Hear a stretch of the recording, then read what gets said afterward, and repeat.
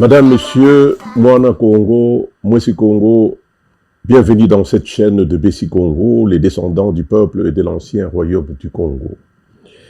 Ndinga Congo TV est donc cette première chaîne web pour la renaissance du Congo, c'est-à-dire une plateforme médiatique pour la défense et la promotion des valeurs socio-culturelles et de la prise de conscience historique de ce grand peuple et son ancien et prestigieux royaume Congo. Dans cette première émission qui inaugure notre chaîne, nous avons l'honneur et le plaisir de recevoir le professeur Mawete Makisosila. Professeur Mawete Makisosila, Kiambote et Mavimbi. Kiambote Kiakonlongia Congo. Vous êtes donc notre premier invité dans cette nouvelle chaîne web, dénommée Ndinga Congo TV. Soyez donc le bienvenu. Merci. Professeur, vous êtes un universitaire bien connu sur la place, en France comme dans plusieurs pays européens, où vous êtes souvent invité pour des conférences. Pour ceux qui ne vous connaissent pas, nous allons faire une brève présentation de votre cursus. Vous êtes donc de nationalité angolaise, né en 1955 à Kibokolo, municipalité de Makela Mazombo. Je dis bien Makela Mazombo, dans la province de Ouige, à l'extrême nord de l'Angola. Petit-fils de nationalistes angolais, vous avez été éduqué dans la pure tradition Congo. De formation universitaire, vous êtes essayiste polyvalent dans les sciences de la santé, des sciences sociales et sciences de l'ingénierie. Vous êtes aussi éditeur et essayiste, auteur de plus de 30 ouvrages. Vous travaillez entre autres problématiques sur la remise en question de l'historiographie du Royaume Congo. Cela tombe d'ailleurs bien, professeur, puisque vous êtes un de ces intellectuels africains, comme le grand professeur panafricaniste Théophile Obenga, dont vous avez été, je le rappelle, un des fervents disciples militants pour la révision et la réécriture de l'histoire de l'Afrique en général et du Royaume du Congo en particulier. Vous nous serez donc très utile ici à Ndinga Congo. Alors, aborder l'histoire du peuple et du royaume Congo n'est pas une mince affaire, vous conviendrez avec moi, professeur. Vu le prestige et la grandeur de ceci, que les aventuriers portugais venaient de rencontrer au XVe siècle, ils étaient étonnés et émerveillés de trouver un peuple aussi développé socialement, culturellement et technologiquement, alors qu'en ces temps-là, une bonne partie de l'Europe était encore dans l'obscurantisme avéré. Malheureusement, cette histoire dont on parle, l'histoire du royaume Congo que nous connaissons aujourd'hui, a été contée, racontée et écrite par ces mêmes étrangers venus nous spolier, nous brutaliser, nous se mettre au point de faire de nous des esclaves, des objets, de la marchandise à vendre. Et ce sont ceux-là même qui ont écrit notre histoire, telle qu'on la connaît aujourd'hui. Alors, un grand panafricain a dit, nous le citons, tant que les lions n'auront pas leur propre histoire, l'histoire glorifiera toujours les chasseurs. Fin de citation. Et encore, le professeur émérite Théophile Obenga, lui, est allé encore plus loin, en déclarant, nous le citons, « Nous n'avons pas à demander aux autres de nous dire qui étaient nos ancêtres. Essayons de les retrouver nous-mêmes, quitte à les faire avec des erreurs. » Formidable, le professeur. Et il continue en disant, les Chinois ne demandent pas aux Japonais de dire l'histoire de la Chine. Les Indiens ne demandent pas aux Pakistanais de leur dire leur histoire. Les Français ne demandent pas aux Allemands d'écrire des livres d'histoire pour la France afin que les écoles françaises puissent l'enseigner. Ça, c'est le professeur Théophile Obenga qui a été votre maître, avec qui vous avez beaucoup travaillé. Alors, professeur, cette chaîne web intitulée Ndinga Congo est dédiée à la défense et la promotion des valeurs socio-culturelles et historiques du peuple Congo et de son prestigieux royaume Congo. Nous allons donc commencer avant toute chose par nous interroger sur l'identité Congo. Que veut dire le Congo? Qui est le Congo ou Mwesi Congo? Quelles sont les origines de Bessi Congo? Où se situe leur habitat naturel, donc leur territoire? Que des questions, professeur, vous qui êtes spécialiste. Alors, pour faire simple et facile à expliquer, Je propose, pour définir le mot Congo, de prendre exemple sur vous-même. Donc, vous allez d'abord nous expliquer brièvement, en tout cas, ce qu'est le Congo, ce nom et sa signification. Ensuite, partant de vous-même, vous nous direz comment s'identifie un Moussi Congo. C'est à vous, professeur. Oui, je vous en prie. Le sujet, il est très, très intéressant. Je vous remercie déjà d'avoir cité Papa Obenga, Théophile Obenga, qui est vraiment mon maître, qui est le disciple lui-même, disciple du professeur Cheikh Anta Diop. Ouais. Et c'est le continuateur de l'œuvre de Cheikh Anta Diop. Et il a formé beaucoup d'entre nous. Alors, pour répondre à cette question-là, je pense que je voudrais, permettez-moi, de faire une petite introduction.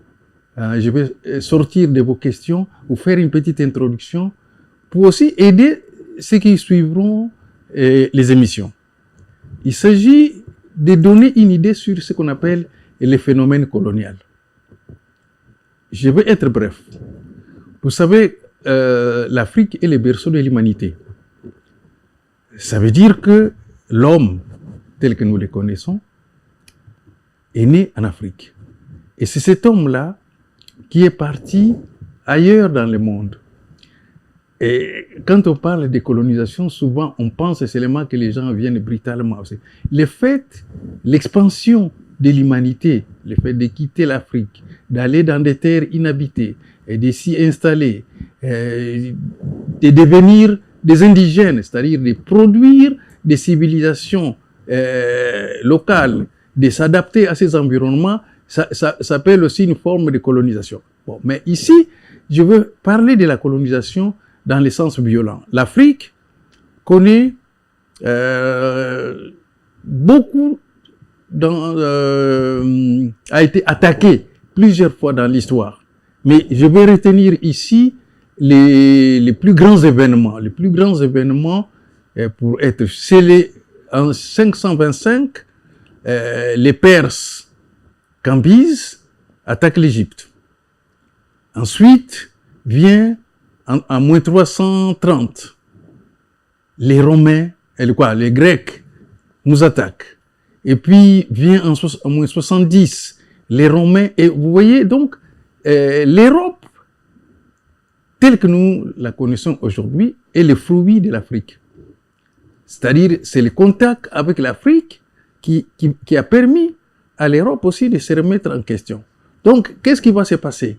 Pendant une très longue période, les mouvements, donc l'Afrique étant le cœur de la civilisation, tous les peuples d'Europe comme d'Asie sont venus apprendre en Afrique. C'est très important.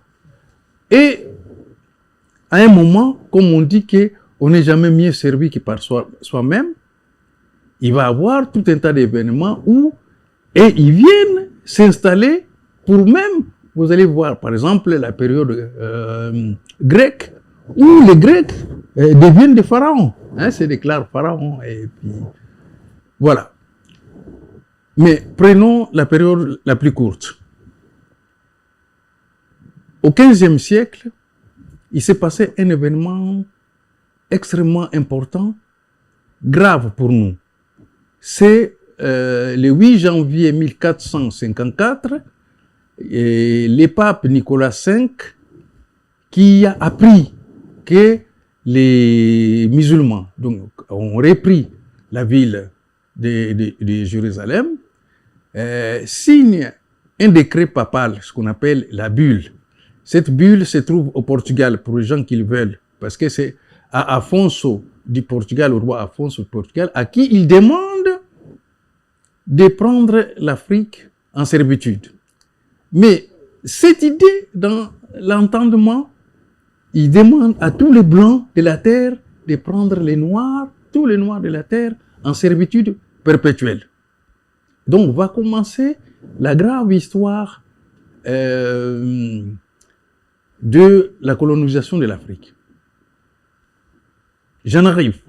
Et il y avait 7 grands royaumes je ne vais pas entrer au niveau de l'Afrique parce qu'on parle là, des royaumes, des empires aujourd'hui, même des petits coins, on dit royaumes, voyez, il y a plusieurs petits royaumes, excusez-moi, je ne veux pas être long. Ouais, parce mais que... c'est très important de savoir cela pour qu'on comprenne. Donc maintenant, je voudrais dire ceci. La colonisation a fait 4 à 5 choses graves. La première chose, il change le nom de votre pays. Donc, le Congo, qui est là, va avoir comme capitale San Salvador. Il nomme la capitale, Mbanza Congo, devient San Salvador. Et vous savez ce que ça a donné à un moment, ce qui se disent, les Bassans Sala et tout cela. Bon, ils ne savent pas que c'est seulement les habitants d'un coin. Ce n'est pas un peuple, ce n'est pas une ethnie, ce n'est pas une tribu, ce n'est pas tout ça. On reviendra. Ouais. Et après, une fois qu'on a changé le nom du lieu, du pays, surtout de la capitale, ils prennent possession de la capitale, ils donnent leur propre nom, soit à la capitale, soit au pays. Et nous avons encore des pays dont les noms sont en langue non africaine. Ensuite, ils changent la façon, les noms de Dieu. Ils remplacent votre créateur, le nom que vous avez donné. Par exemple, nous, notre créateur, c'est Nzambi. Mais Nzambi Mpungu Tulendo, qui est détenteur de tous les pouvoirs, on remplace Nzambi Mpungu par Dieu. Ouais. Et Dieu en français, Deus, Deo, God, et tout ça dans les langues européennes. On change aussi la façon de vous marier. Parce que la famille est la cellule fondamentale de la nation. Quand la famille meurt, la nation meurt. Or, qu'est-ce qu'une famille? La famille est fondée lorsqu'il y a mariage. D'abord, les mariages africains, c'est l'ensemble d'alliances conclues entre les familles paternelles et maternelles d'une femme et les familles paternelles et maternelles d'un homme. Vous voyez, une fois que cela change, toute l'histoire change. Donc, les systèmes sur lesquels nos parents, nos arrière-grands-parents fonctionnaient, s'appellent les matriarcats. C'est un système où l'homme est l'égal de la femme. Et la femme est le complément de l'homme. Et l'homme est le complément. Donc, c'est un système d'organisation sociale fondé sur la complémentarité. On enlève ça. On met les patriarcats. L'homme devient chef de famille. L'homme devient le chef des richesses. L'homme prend tous les pouvoirs. La femme perd tous les pouvoirs. Et si je continue, ils font autre chose. Les institutions changent. Aujourd'hui, dans nos pays... Là, on est encore loin de Mukongo. Non, j'ai fini. Ouais. J'ai fini, vous allez comprendre tout ça. Ouais, bon. Donc, on change, puisque nous sommes en train de parler Ndinga Congo. Ndinga, ça veut dire langue en européen, dans les langues européennes. C'est l'équivalent des langues en tout ça. Bon. Mais Ndinga, les ancêtres, ils disent quoi? Ndinga, Yetoku de Kimuntu. C'est-à-dire, l'humanité vient de la langue. Parce que la langue est la profondeur et exprime ce qui est de profond dans l'être. Si nous n'avons pas compris ça, ce n'est pas la peine de faire l'émission. Parce qu'on a des difficultés aujourd'hui, tout est devenu langue. Et à cause de ces petites langues-là, de ces versions de la même langue, les gens sont en train de se disputer parce qu'ils pensent que telle c'est une autre langue. C'est la même langue. Il faut que les gens savent d'abord définir ce que c'est une langue. Nous y reviendrons. Nous prendrons le temps de parler de la langue. Mais lorsque nous parlons de là, les gens ils comprendront que nous sommes assez... C'est les mêmes peuples qui ne se comprennent plus. Donc, la colonisation pour durer, il faut que nous devenions incapables de nous comprendre. Bon, je vais parler maintenant, je vais revenir à vos questions. C'est ma question. Sur Mukongo. Ouais. Mukongo, ça veut dire un Congo. Bakongo, ça veut dire... Plusieurs Bakongo. Non, pas plusieurs. Un groupe. Vous voyez déjà que dans l'esprit même de nos ancêtres, les pluriels n'existent pas. C'est les groupes, la notion du groupe. Donc, c'est l'humanité Congo. Vous L'huma- voyez, c'est l'humanité. tous les Bas-Congo, tout ce qui se reconnaissent. Or, le mot Congo est composé de la contraction de deux sons, les ko et les ngo. Et souvent, on a les ancêtres, on l'habitude de dire, oh Dieu, on a et Pasquale, kowa meve. Ça dit les Pasquale et mon semblable. Ouais. Les gens qui parlent lingala disent, oh moi namai. Ça dit nous sommes nés sortis du même placenta. Donc, les ngo, c'est les léopards. Ouais. Donc, les Congo est les semblables du léopard.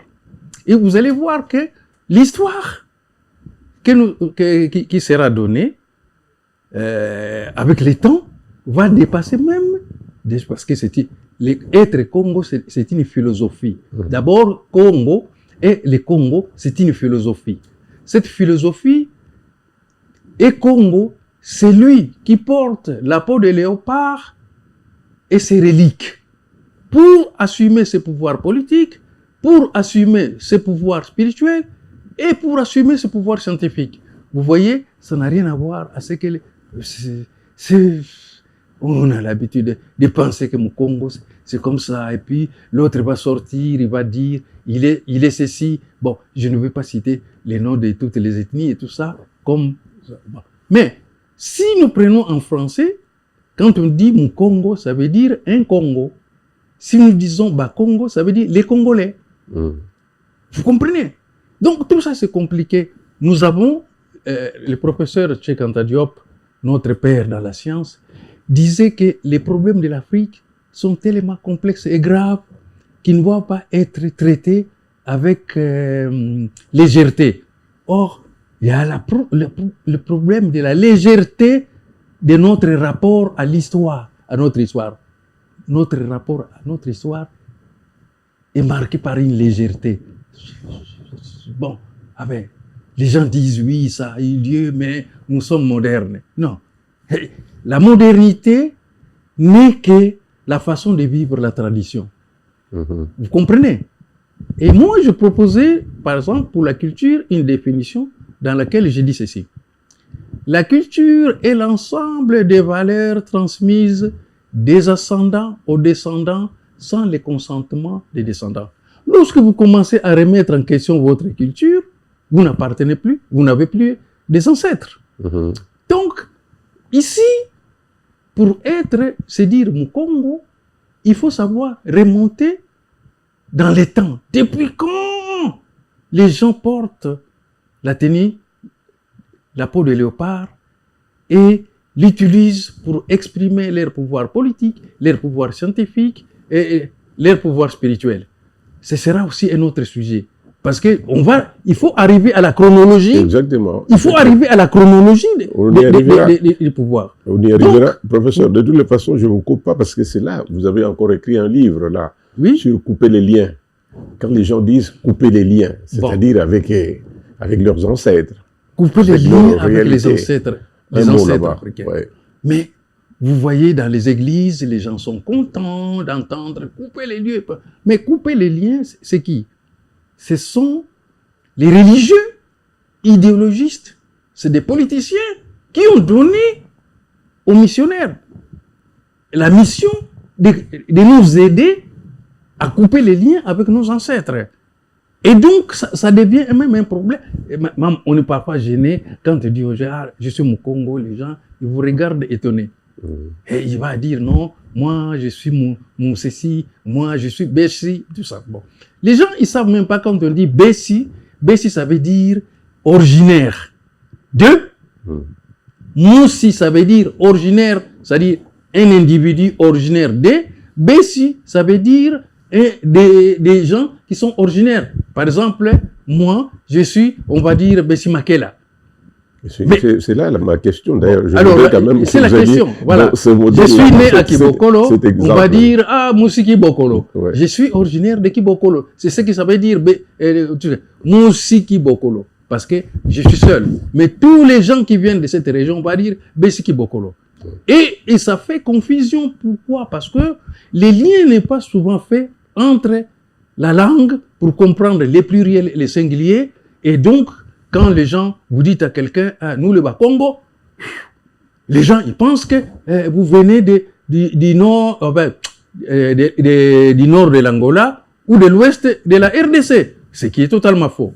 Alors, je vais donner un autre élément, parce que dans la modification du système de l'histoire, vous allez voir que quand les gens sont arrivés, hein, je vous ai dit qu'au début, il y a Pigafetta qui avait, hein, la période où ces aventuriers viennent chez nous, il faisait des rapports. Et on les appelle d'ailleurs explorateurs.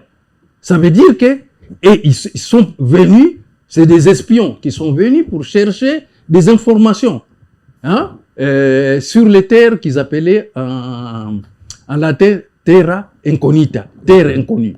Donc ils viennent, ils écrivent. Alors, pour le sérieux, il y a 3 endroits où vous pouvez vous renseigner sur l'histoire du Royaume Congo. D'abord le Portugal, puisque c'est là où se trouve la bulle du pape Nicolas V, Borgia. Ensuite, il y a le Vatican, puisque il va avoir, très vite, ils vont découvrir que c'est un pays, non pas seulement industriel, le professeur Georges Balandier avait écrit un excellent essai intitulé La vie quotidienne au Royaume Congo, où il parle, il dit qu'ils arrivent, ils trouvent un peuple industriel jusqu'aux dents. Ils ont trouvé tout ça. Qu'est-ce qui s'est passé? On a commencé, d'abord, lorsqu'on démolit la culture comme là, couper les liens, eh bien, on vous dit votre ville là, votre maison construite comme ça, c'est n'importe quoi. C'est la maison de Satan. C'est les noms. D'ailleurs, quand on grandissait, moi je suis Mawete Maxushila Nanga ne Congo, il y a des gens qui, j'ai des frères angolais qui je vais dans ça me dit, oh, c'est un nom des étrangers. Et je suis en train de rire parce que l'autre, c'est Alberto. On y reviendra.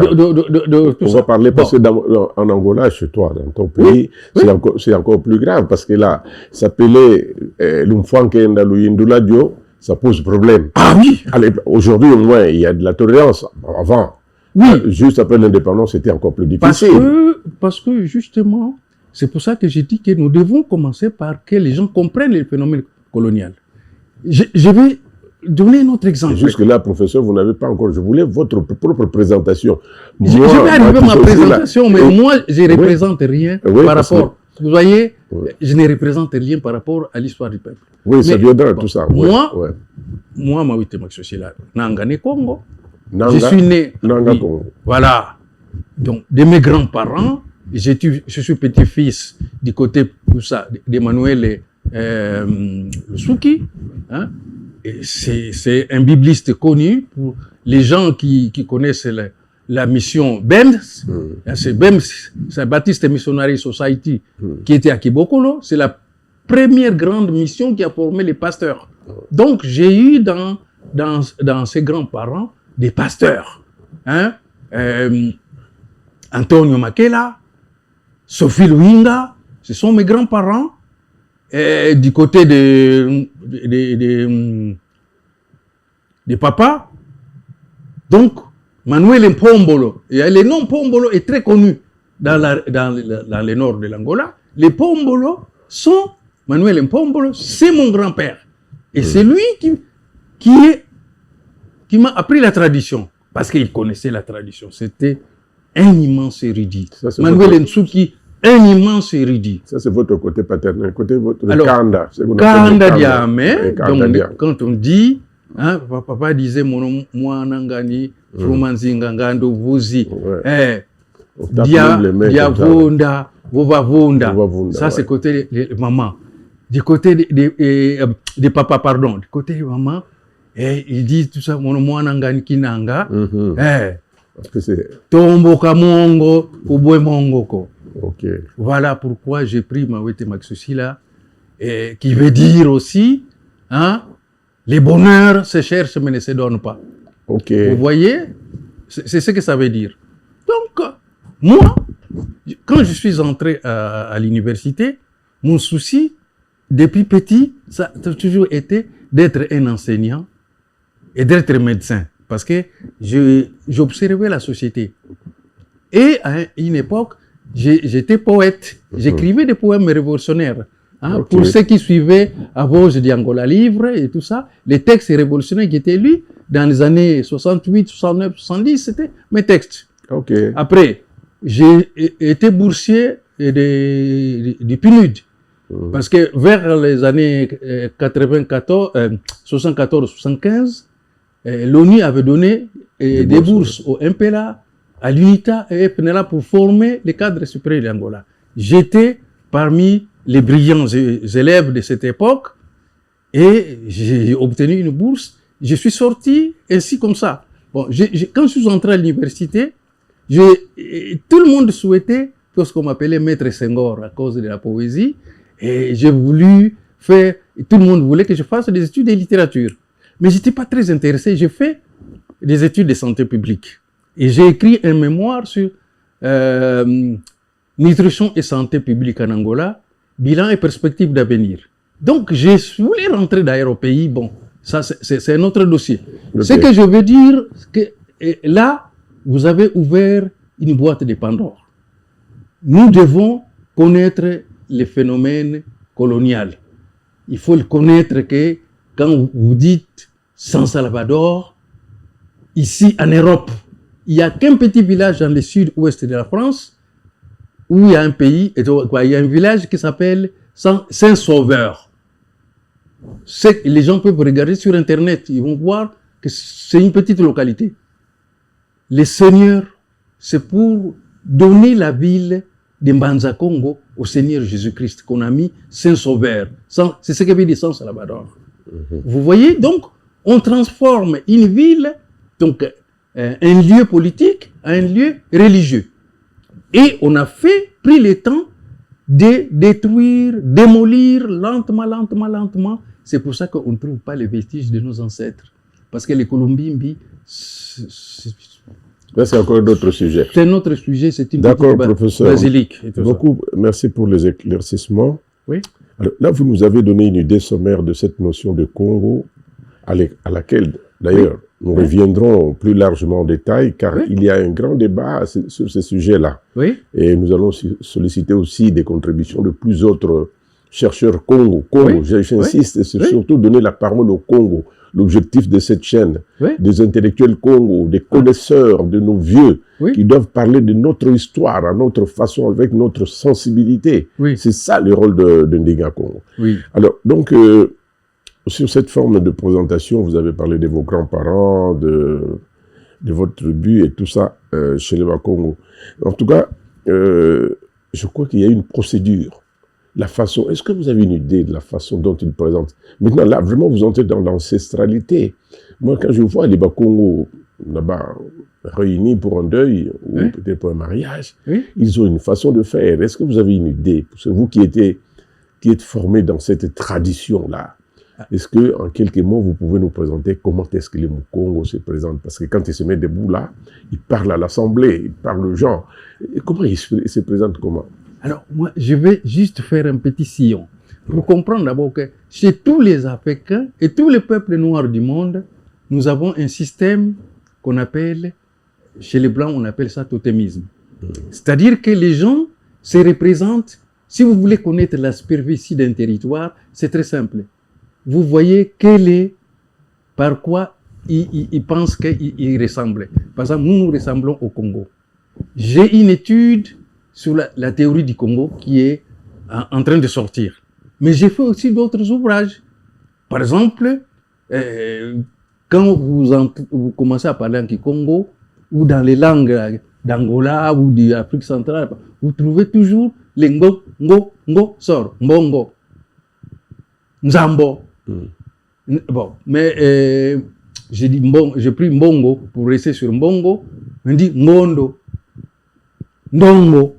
Vous avez ngo, les ngo qui sortent chaque fois.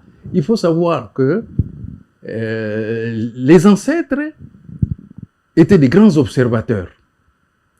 Dans cette observation, ils ont choisi un animal emblématique qui est beau, qui est fier, qui est stratège, qui est intelligent, qui est compatissant. Il y a toutes les qualités du léopard dans la nature sont les qualités du Congo. C'est ce que les ancêtres ont fait. Les questions que vous posez peuvent prendre toute une journée, on n'a pas encore fini. Mais c'est très important que les gens sachent que lorsque nous avons les structures familiales, c'est-à-dire que, par exemple, nous n'avons pas de tribus, parce que les tribus sont des familles paternelles, qui sont quoi? C'est des nomades. Nous n'avons pas, en Angola, nous n'avons pas de nomades. Deuxième chose, on dit Kanda. Lorsqu'on dit Kanda, comme structure sociale, Kanda, c'est l'ensemble de ceux qui ne sont pas loin. Par quoi? Par les sangs, par la salive, par les laits maternels, par la langue, par les territoires. Vous voyez? Donc, c'est sérieux. Avec ça, les ancêtres font de la génétique. Les ancêtres font de la biologie et tout ça. Vous ne pouvez pas... par exemple, nous avons les problèmes de l'inceste. On ne peut pas pratiquer l'inceste parce que chaque famille a un nom. Quand je disais « Monomouanangani promanzi ngangando buzi », Diavova, donc, il te demande de te reposer chaque fois. D'accord? Ouais. Et puis, toi qui es Nanga, sois toujours préparé à grimper la montagne, mais ne glisse pas. Donc, il y a une intelligence de l'action qui est donnée. Chaque famille, vous, on dit les ventres, chaque ventre, nous sommes des lignées maternelles. C'est par maman, parce que maman seule connaît le vrai père de son enfant. C'est par maman que nous prenons les noms de la famille à laquelle on va dépendre.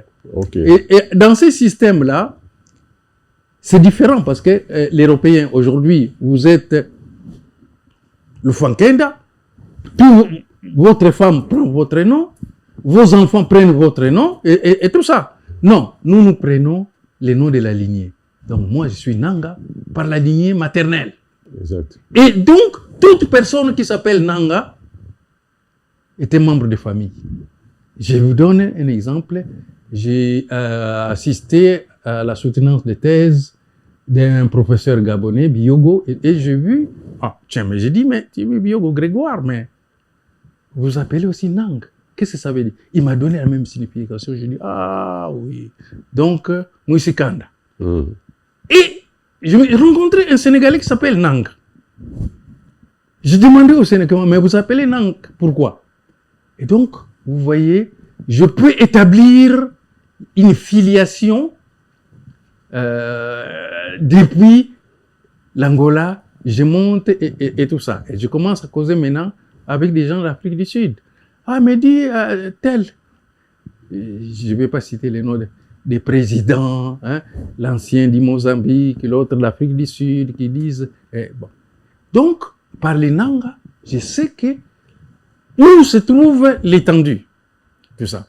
Donc, les noms que nous prenons, les noms, disaient les anciens Égyptiens, et la racine des lettres. Il y a quelques années, j'ai voulu savoir où est l'étendue de mon nom Maweti. Et c'est parti jusqu'en Océanie. J'ai trouvé un rite qu'on appelle les Mawete. Alors, j'ai commencé à écrire aux universitaires de cette région-là pour savoir. Je suis arrivé au même résultat, comme si je parlais avec quelqu'un qui est de Makela Mazombo. Oui. Donc, frère, ce qui nous différencie, et ce qui nous unit, surtout, parce que nous y reviendrons, nous parlerons des toponymes.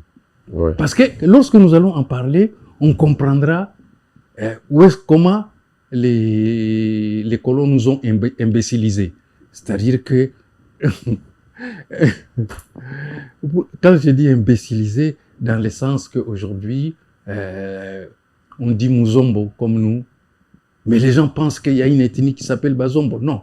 Muzombo, c'est quelqu'un qui habite seulement Zombo. C'est tout. C'est comme on disait parisien, c'est comme on disait londonien, c'est comme on disait tout ça. Et ici... Donc c'est pas une identité. Ce n'est pas une identité, être... parisien. Non. Vous pouvez venir de Strasbourg, vous vous installez à Paris, vous devenez parisien. Oui.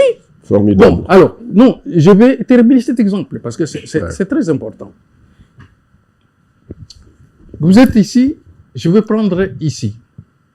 Vous avez les francs, vous les trouvez en Suisse. Même leur monnaie, il y a les francs. Vous avez les francs en France. Vous avez les francs au Luxembourg. Vous avez les francs en Belgique et ça s'arrête là. Vous ne les trouvez pas dans les autres pays. Là, vous êtes dans les problèmes d'ethnie. D'accord? Un peuple, aujourd'hui on est en train de s'amuser, hein? Peuple Bayaka, peuple Bakongo, peuple Luba, peuple Mbundu, peuple Ovimbundu. Non, ce ne sont pas des peuples. Le peuple se trouve dans un État. Et un État est un territoire avec un pouvoir central. Ça aussi, c'est des choses. Il faudra que dans une telle émission, on parle pour que nous évitions des frustrations. Exactement. Et nous avons une histoire de frustration. L'histoire ne peut pas être écrite par des gens qui n'ont pas étudié, qui n'ont pas reçu la tradition ancestrale dans la langue maternelle. C'est-à-dire qu'aujourd'hui, si moi, j'ai autorité, je peux parler en français, je peux parler de la France en français, aux Français. Pourquoi? Parce que j'ai reçu leur tradition depuis l'école maternelle, leur langue, je connais la grammaire, je connais la conjugation, tout ça. Or, ceux qui ont écrit notre histoire, ils l'ont reçu de qui? Non. Rien du tout, vous n'avez Nous aucune reviendrons notion. sur des histoires, on dit, tel, Kimpavita a rêvé, a été inspiré par n'importe quoi, excusez-moi cette façon de parler. Mais tu ne peux pas être inspiré par quelqu'un dont lui, quelqu'un qui ne comprend pas votre langue, quelqu'un qui n'a pas de considération pour vous, vous inspire. Et cette personne-là qui vous inspire n'est même pas un saint chez lui. En tout cas, c'était un pirate, c'est un chef de pirates. Là, vous parlez des Antoniens, là. Saint-Antoine. C'est des... Bon, nous y reviendrons et nous montrerons on y arrivera, c'est un où grand se dossier, trouve d'ailleurs. l'imposture. Bon, pour me résumer, j'ai dit que actuellement, nous n'avons pas d'histoire écrite. Tout ce qui est écrit, peut-être des dates comme ça, il s'est passé telle chose, oui, les dates sont vraies. Ouais. Mais les événements, les contenus des événements, c'est-à-dire que nous sommes dans une situation d'histoire subie. D'accord. Hein? Notre histoire est une histoire subie. C'est notre mission d'ailleurs. C'est votre mission, notre mission à tous les Congos, de savoir de réécrire notre histoire. Oui. C'est ça, vraiment le fondement de cette télé-web. Oui. Nous allons nous donner la parole. Personne ne peut nous prendre la parole. Alors, il y a un aspect très bien, nous allons terminer peut-être par là, sur le territoire. Oui. Les frontières du Congo, telles qu'elles définies là. Parce qu'on sait qu'en 1885, les Blancs coupent leur fromage et disent que voilà, ça c'est pour le Belge, ça c'est pour les Allemands et tout ça, sans tenir compte de vrai. Les Congos même ont été divisés en plusieurs parties. Un petit mot et nous allons terminer par là. Bon, sur alors, le territoire. Le 18 octobre 2018, nous étions une vingtaine de personnes, nous sommes partis. C'était mon 3e ou 4e voyage à Berlin. Parce que nous partons là où les événements se sont passés. L'histoire ne peut pas se faire comme ça. Et nous sommes partis à l'endroit où reste le seul événement où c'est passé. On a été au Bundestag. Et on a parlé à la directrice de l'histoire du Bundestag. Nous sommes partis à l'endroit, et je vais même chercher la photo, puisque nous faisons des émissions, il faudra qu'on montre aux gens. C'est écrit Congo Conférence. Il n'y a jamais eu de conférence de Berlin.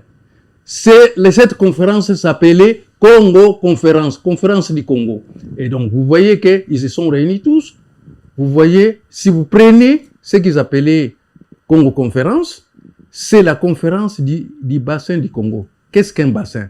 Un bassin, quand on dit bassin, c'est là où les principales sources, les principales rivières, les principaux affluents qui alimentent un fleuve.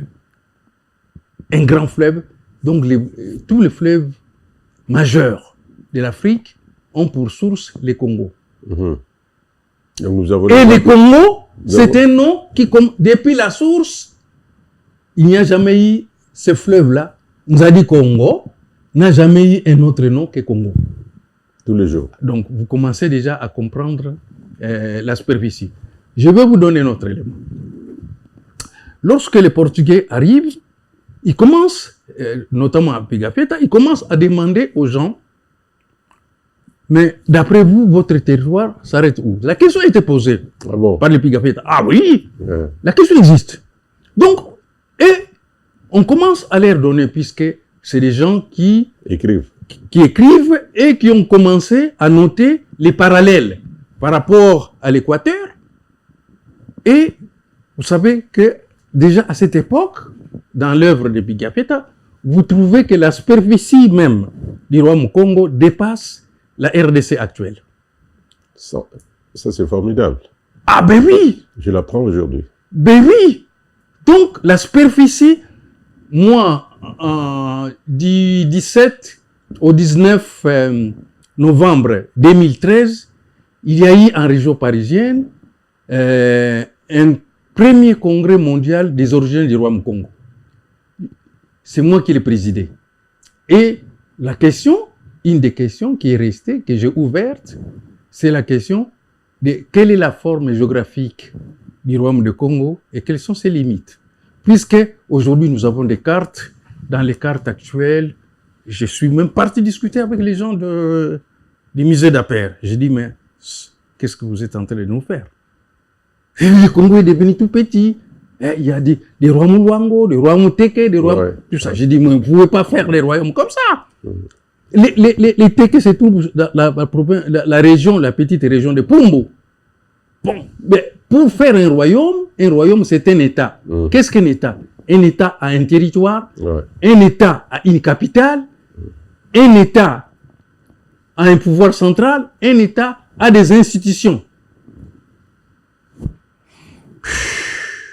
Vous voyez que tout ça, c'est de l'eau de rose. C'est pour ça que les vieux Benga, il nous dit que ces textes-là, il ne faut pas les lire. Sinon, c'est pour les vomir. Parce qu'il n'y a pas un début de vérité dans cette histoire-là. Il est catégorique. Lorsque des Brazza arrivent, et les Brazza, qui est un aventurier, il nomme un roi. Il nomme un roi. À un moment, j'ai eu accès à tous les documents de Bateke. Le roi Makoko alors? Non, Makoko n'existe pas. C'est Makuku. Makuku. Vous comprenez? Makuku. Makuku Matatu. Comme Makuku Matatu. Donc, c'est un Mwene. Il y a une différence entre Mwene et Ntinu. Ok. Ntinu, c'est celui qui porte le sceptre, c'est-à-dire que l'Nkwa. Hein? La prochaine fois, quand vous viendrez, j'aurai mon quoi. C'est-à-dire l'arbre, ce qu'on tient là pour du pouvoir. Voilà. Bon. Donc, un Mwene, c'est un gouverneur. Et les royaumes avaient des Mwene partout. C'est comme ça vous avez, par exemple, des Mwene Ditu, du côté du Kasaï, et tout ça. C'était des gouverneurs. C'est des gouverneurs. Il n'y a pas un Mwene qui fut roi. Et j'ai eu les mêmes débats avec d'autres Congos, des Congos, notamment de l'Est. Ils me disent, nous sommes de... Bon, j'ai dit, écoutez, vous êtes un empire quoi? Oh, nous, empire Lunda. J'ai dit, ça commence où jusqu'où? Mais si vous avez un empire, vous avez une géographie. Donc, tout ce qui parle de notre histoire n'ont pas de géographie. Mais si vous manquez, vous n'avez même pas, vous ne pouvez pas dans votre subconscient savoir où commence, où se termine votre territoire, c'est que vous n'êtes pas un peuple. Alors là, c'est là où je vous rejoins, professeur. Vous aviez posé la question à ce fameux congrès où vous aviez présidé. Mais qu'est-ce que vous avez répondu vous-même à ces gens quand vous avez demandé où commence, où s'arrête votre territoire? C'est là la question. Alors, moi, dans le travail que je fais, je considère que l'étendue du royaume Congo correspond au monde bantou. C'est-à-dire? C'est partout où on porte la peau et les reliques du léopard comme symbole du pouvoir politique, comme symbole du pouvoir scientifique, comme symbole du pouvoir spirituel. Où est-ce qu'on porte ça? C'est où? Mais, dans quel coin on porte ça? Alors, je vous donne une autre piste. Le livre sera disponible sous peu. Depuis le Bénin jusqu'aux Comores. Jusqu'aux Comores. Tout ce qui prenez soin. Quand vous allez rentrer, vous allez voir les Zuma, les Mandela, tous ceux-là, Jomo Kenyatta, tous, ils sont habillés en peau de léopard. Et lorsque ces gens... Parce que, vous savez, Jomo Kenyatta était anthropologue. Julius Nyerere aussi était anthropologue. Kwame Nkrumah était anthropologue. Donc, moi, pour le travail que je fais, je vais dans chacun de ces pays-là qui a une histoire majeure de l'Afrique. Je demande aux anciens. Non, je ne vais pas causer à quelqu'un qui était dans une faculté parce que déjà il ne maîtrise pas sa langue maternelle. Je ne perds pas mon temps avec quelqu'un qui ne parle pas, qui ne maîtrise pas sa langue maternelle. Formidable professeur. Bon. Maintenant, lorsque tu ne maîtrises pas ta langue maternelle, moi je ne peux pas causer de toi de l'histoire ancienne. Terrible. D'accord? Oui, alors, je vais dans ces endroits-là, je commence à demander, mais pourquoi vous portez la peau de léopard? À quoi ça vous sert? Pourquoi vous avez... J'ai une petite partie de la famille au Burkina. Je vais là-bas, je trouve le nom Congo. Je demande, mais qu'est-ce que ça veut dire? Pourquoi vous avez des noms comme ça? J'ai une petite famille en Côte d'Ivoire. Bon. Et je demande, ils ont Royaume de Kong. Je dis, mais chaque fois que vous voyez Congo ou Kong chez les autres peuples, Hong Kong et tout cela, vous voyez, il y a quelque chose de chez nous qui est là-bas. Il faut aller chercher. Donc, mon père et maître Obenga dit que ce qui nous manque, c'est une connaissance d'ensemble. Nous avons des connaissances parcellaires. Chacun a un petit morceau du Congo et tout ça. C'est ça que je sais. Nous ne sommes pas arrivés déjà en termes de connaissances à montrer la continuité scientifique, la continuité politique, la continuité culturelle. Un autre élément, je finis par cet élément parce que on ne peut pas ça. Alors, dans les langues, il y a ce qu'on appelle des familles. Par exemple, la plus grande famille linguistique, c'est la famille Niger-Congo. Et qui comprend tous les pays qui parlent ce qu'on appelle les Bantous. Vous voyez, sous les Sahel, tous les pays, jusqu'aux Comores, en Afrique du Sud, en Angola, tout ça parle une même langue. Il y a une division qu'on avait fait là-dedans avec le E, le F, vous les non. Il y a un ouvrage dont aucun savant n'a contesté. C'est l'ouvrage du professeur Obenga, qui est le plus éminent, un des 2 ou 3, peut-être 5 meilleurs linguistes au monde. Son ouvrage est Origine commune de l'égyptien ancien, du copte et des langues africaines modernes. Je pense que ceux qui veulent discuter avec moi vont lire Obenga. Parce que moi, je suis un fils. Je ne suis pas plus grand que lui. Allez lire cela, parce que sans connaissance linguistique, tout ce qu'on fait là, de la politique, de tout ça, on nous divise sur de petites choses. Hier, je fais un petit commentaire. Je dis, voilà, on a commencé l'histoire des Africains. Une fois qu'on a passé la période du 15e siècle, 16e siècle, lorsqu'on commence à nous dominer, on commence maintenant à écrire l'histoire des tribus. Bon, aucun savant sérieux ne peut vous définir ce que c'est une tribu africaine. Aucun. Aucun savant sérieux ne peut vous définir ce qu'est une ethnie africaine. Et aujourd'hui, aucun savant sérieux ne peut vous définir qu'est-ce qu'un peuple africain. Parce que les États, aujourd'hui, que nous avons, il n'y a pas aujourd'hui un seul État africain. Un État endogène, indigène, il n'y a pas. En 1885, la conférence qu'on appelle Congo Conférence, quand les gens se sont réunis à Berlin, du 15 novembre 1884 au 26 février 1880, ils ont fait Congo Conférence. Donc, vous avez les bassins du Congo. C'est les bassins du Congo qui a fait l'objet de toute l'histoire coloniale. Bassin du Congo. Bassin du Congo. Et donc, dans tous les bassins du Congo, on porte l'Engo comme animal totémique.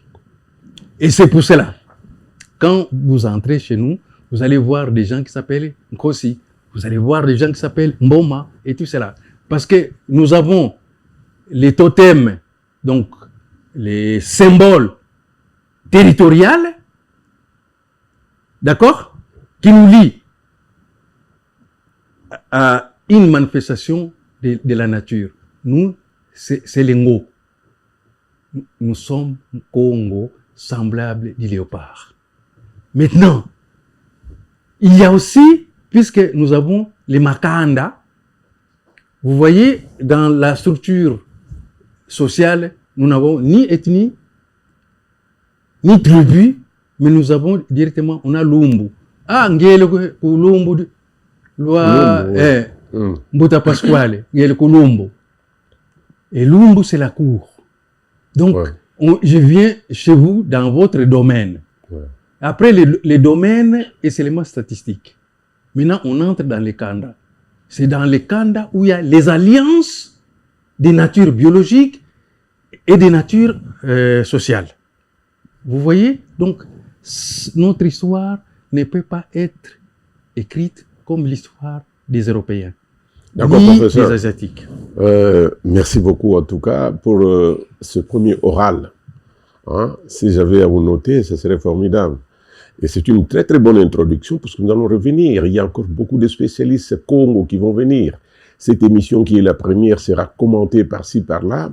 Et c'est ça le rôle même de cette plateforme, que chacun s'exprime de la manière, mais pour dire des choses vraies, des choses constructives. C'est ce que nous cherchons. Voilà, alors, nous ne pouvons pas avoir... On veut faire le développement. Par exemple, en 2010, j'ai organisé un colloque dont le thème était colloque international sur le sous-développement. Et puis, il y a des gens qui étaient venus, des chercheurs qui étaient venus, me demandent, mais, frère, nous, on ne comprend pas. Le thème de votre colloque n'est pas bon. J'ai dit lequel? Mais j'ai dit, je vous ai invité pour un colloque sur le sous-développement. Ils disent, mais non, mais nous sommes sous-développés. Pourquoi ne pas faire un colloque sur le développement? J'ai dit non. Le développement est un problème européen. Et le terme développement a été introduit en 1945 à l'initiative du président Truman, américain. À cette époque, nous étions sous-développés, non pas parce que on était responsable de notre situation, non. Nous étions dépendants. Donc, nous étions sous-développés pour autrui, pour ainsi dire. Donc, il faut étudier le sous-développement, puisque le développement c'est le développement et le traitement du sous-développement. Donc, vous voyez les genres de problèmes. Et je reviens à Cheikh Anta Diop qui dit il nous faut ce qu'il appelait la connaissance directe. C'est-à-dire, l'expérience doit nous montrer que devant certains problèmes, on est dans l'impasse. Si on est dans l'impasse, on peut temporairement être dans l'impasse, mais on ne peut pas être dans l'impasse toute la vie. Or, qu'est-ce qui est en train de se passer dans l'Afrique d'aujourd'hui? Nous sommes dans l'impasse. Qu'est-ce que nous, on peut enseigner, tirer comme profit de ce qui s'est passé? Prenons les cas. Nous, en Angola, nous avons eu une guerre. Nous avons eu une guerre pendant plus de 27 ans. Plus de 27 ans. Inutile. Je me rappelle encore un détail. Le vieux Holden m'avait demandé d'aller dire à un professeur d'histoire connu que ce qu'il écrit, c'est une bêtise. Parce qu'on disait, vous Aïrens comme pessoas. Qu'est-ce qu'on peut tirer d'un historien comme ça? Rien. Vous comprenez? Mais parce que tant que l'histoire est écrite, nous avons une histoire écrite par les Européens, mais une histoire écrite aussi par des Européens noirs, les Européens africains. Parce que le problème n'est pas la pigmentation, c'est dans la tête. C'est ce qu'il y a dans la tête. À quel paradigme on appartient? D'accord, professeur, merci beaucoup. Je crois que nous allons terminer par là. Je vous en prie. Et en espérant que vraiment, vous serez, comme je l'avais dit au départ, très, très, très utile à cette émission, à cette plateforme Congo. Et d'autres viendront, il y aura des débats, il y aura des discussions. Alors là, je dis à nos auditeurs, ceux qui nous ont suivis, qu'ils peuvent poser des questions, ils peuvent demander de plus amples renseignements, nous sommes là pour ça, et que le professeur Mawete Makisosila sera encore notre invité dans une très prochaine émission sur ce plateau, et nous allons nous voir pour encore plus d'éléments. Donc je demande à tout le monde de s'abonner. À tous les Bessi Congo, abonnez-vous. Abonnez-vous à cette chaîne, apportez votre contribution. Vous avez eu à des moments des contacts avec vos parents, vos grands-parents et d'autres informations. Apportez-les, nous allons les débattre, nous allons en parler pour que notre Congo devienne de plus en plus grand. C'est la télévision de la parce Renaissance. Que nous sommes un peuple qui n'a pas d'archives. Voilà. Nous devons créer nos propres archives maintenant. Ouais. Donc c'est la télé de la Renaissance, de la conscience historique, comme vous voulez toujours souvent le dire. Nous allons reprendre conscience de notre historité. Qui sommes-nous, nous les Congos? Alors, madame, messieurs, merci beaucoup. Nous espérons vous retrouver dans une très prochaine émission avec le professeur Makisosila et encore d'autres. Et j'attends plus tard, je crois que depuis l'Angola, nous aurons le professeur Patricio Bassikama, qui est aussi un érudit comme vous, qui a aussi plus d'une quinzaine ou une vingtaine d'ouvrages sur le Congo, et qui est lu partout. Donc, dont voilà. Les grands-pères fit un de ceux qui nous ont inspirés. Raphaël Bassikama, un des grands. Quelqu'un de très fécond. Alors, Bassikama, dans leur génération, il y avait André Masaki. Mais le vieux Masaki. Fécond. C'est des intellectuels. C'était du miel quand vous causez avec eux. Voilà. C'est du miel. Exactement. Ndinga Congo.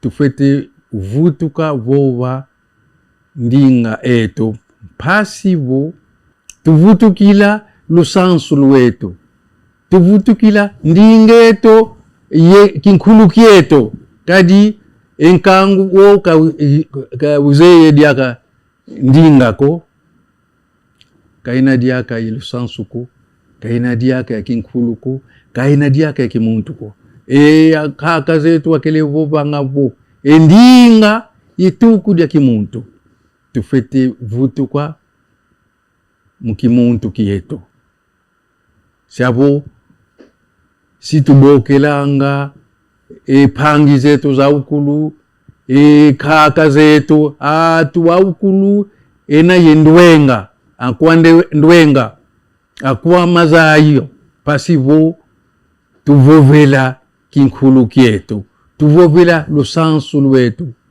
tuvovela kimuntu kieto lukala yetu mukimvuka matondo. Merci professeur. Alors je vous dis à très bientôt. À très bientôt.